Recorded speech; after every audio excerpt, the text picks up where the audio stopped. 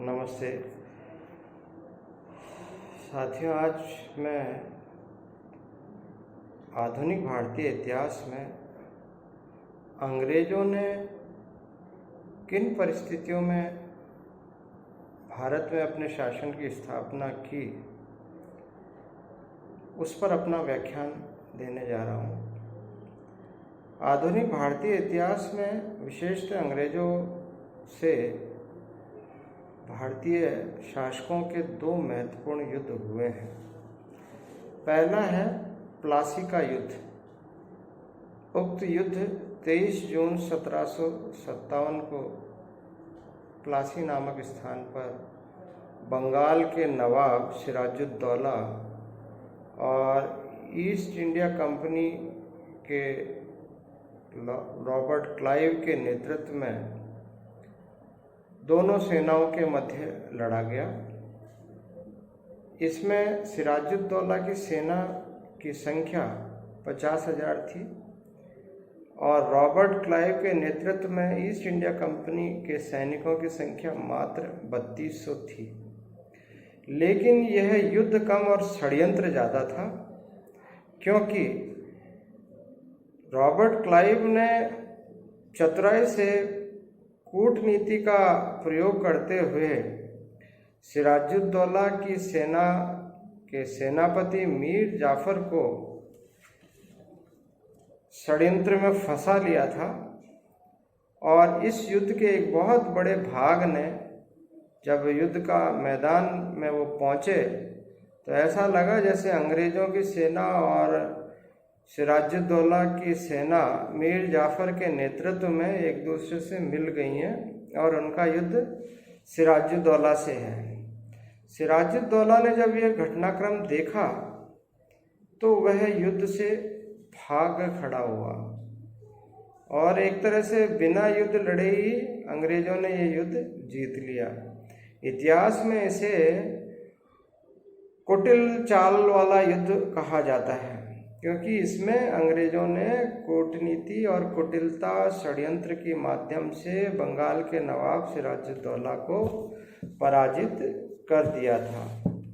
युद्ध से भागकर सिराजुद्दौला मुर्शिदाबाद पहुंचा और वहां से अपनी पत्नी को लेकर वो पटना पहुंच गया और वहीं पर उसका जो मीर जाफर का पुत्र पीछा करता हुआ जा रहा था, वहाँ पर उसकी हत्या कर दी गई। तो इस प्रकार से सिराजुद्दौला के शासनकाल का अंत हुआ और ईस्ट इंडिया कंपनी की राजनीतिक दृष्टिकोण से बंगाल में उनको प्रविष्टि हुई।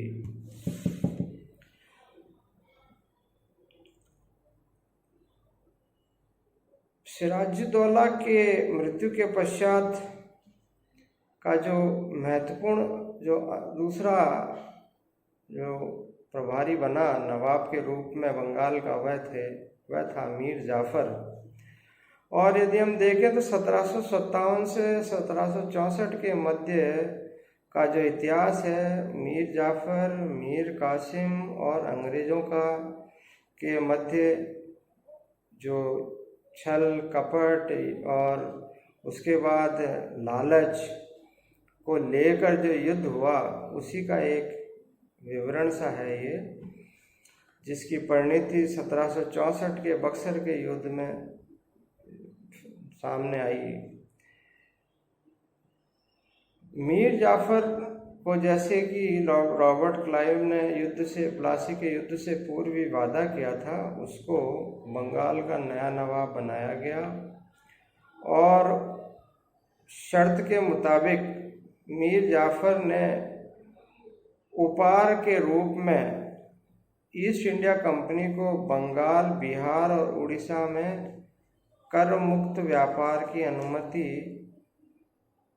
जो उन्हें फारुखशियार द्वारा प्रदान की गई थी, मुगल बादशाह द्वारा, उसको पुनः लागू कर दिया गया, अर्थात उन्हें अनुमति दे दी गई। यानी कि अब उन्हें बिना करके अपनी वस्तुओं का विक्रय बंगाल, बिहार और उड़ीसा में वो कर सकते थे। इसके अलावा मीर जाफर ने तोहफे के रूप में कलकत्ता के पास 24 परगना की जमींदारी अंग्रेजों को सौंप दी, अर्थात उनको वहाँ का पूर्ण मालिक बना दिया 24 परगनों का।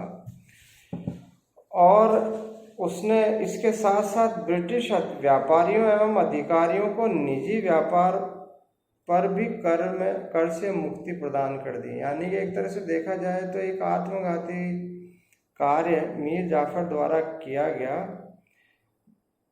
इसके अलावा मीर जाफर ने जो अंग्रेज सहयोगी उसके थे उनको बहुत बड़ी रकम बतौर इनाम के रूप में, नजराने और हर्जाने के रूप में प्रदान की।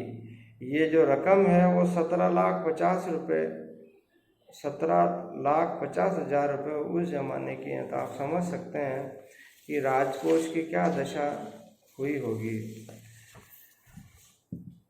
मीर जाफर जब सत्तासीन हो गया तो उसके समक्ष,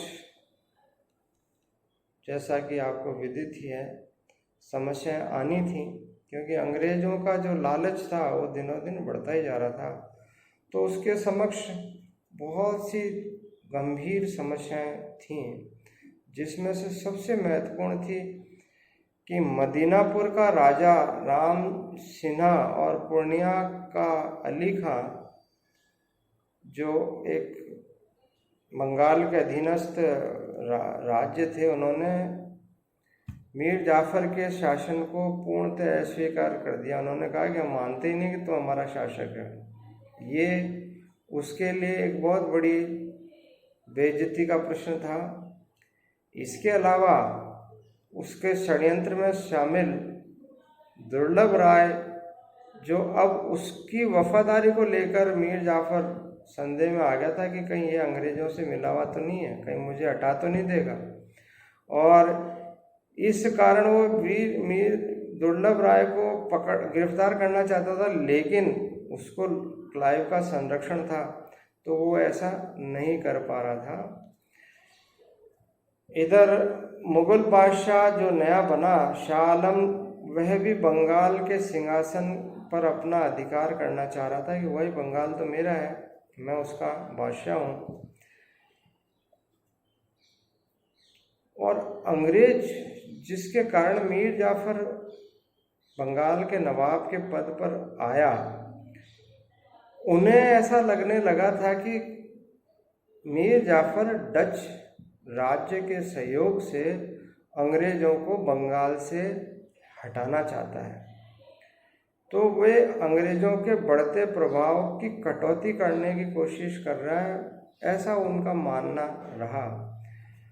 और इन सब के बाद जब मीर जाफर के पुत्र मीरान की अकालिक मृत्यु हो गई तो उत्तराधिकार को लेकर भी एक प्रश्न चला।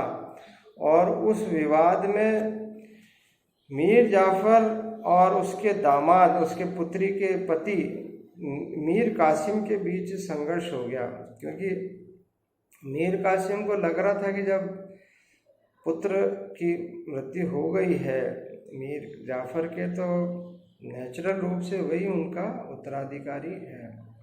और इन दोनों के बीच संघर्ष हुआ। इस संघर्ष में कलकत्ता के गवर्नर विंसीटार्ट ने मीर कासिम का पक्ष लिया, अर्थात अब उन्होंने मीर जाफर का हाथ छोड़ने का निर्णय भी ले लिया। तो इस तरह से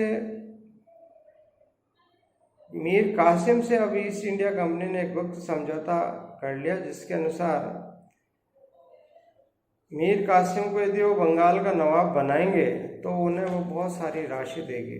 तो कुल मिलाकर अब मीर जाफर का जो शासनकाल था वो बहुत ही अल्प समय के लिए रहा और अल्टीमेटली मीर कासिम से उसका संघर्ष हुआ।